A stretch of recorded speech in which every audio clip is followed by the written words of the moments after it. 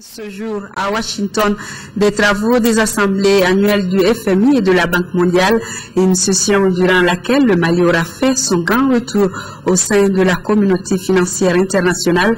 Le ministre de l'économie et des finances qui conduisait la délégation estime satisfaisante la participation malienne tout en reconnaissant que les signaux reçus sont positifs. Notre pays, qui est fortement sollicité par les différents bailleurs de fonds, entend toutefois avoir une démarche prudente pour éviter tout risque d'endettement incontrôlé. Salif Sanogo depuis Washington. Ce débriefing à chaud est une nouvelle démarche qu'entend initier le locataire de l'Hôtel des Finances.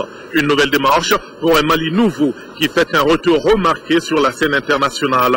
Cela s'est d'ailleurs ressenti dans les discussions menées par la partie malienne. Sans donner un bilan chiffré, pour Banam Boire et Félicie Soko, les signaux sont au vert. Pour des pays qui ont des ressources très limitées comme les nôtres, nous croyons que la flexibilité devrait être de mise en nous faisant confiance, en disant qu'on est responsable, que nous savons ce que nous faisons et que nous avons conscience de nos limites.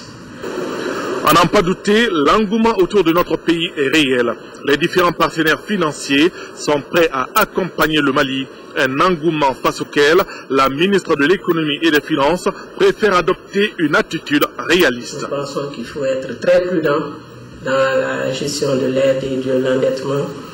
Nous pensons tout autant que nous avons besoin de financer l'économie nationale aussi à travers ces voies de financement d'une façon générale que communément admise, si je peux dire.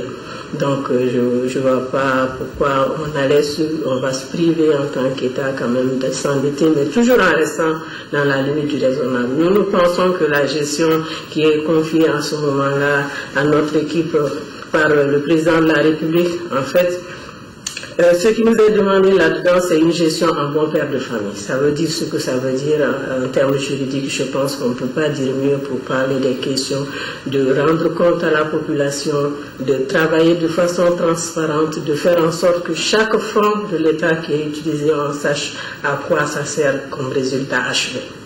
Lors de ces assemblées annuelles du FMI et de la Banque mondiale, le Mali aura été vraiment à l'honneur et beaucoup d'engagements auront été pris.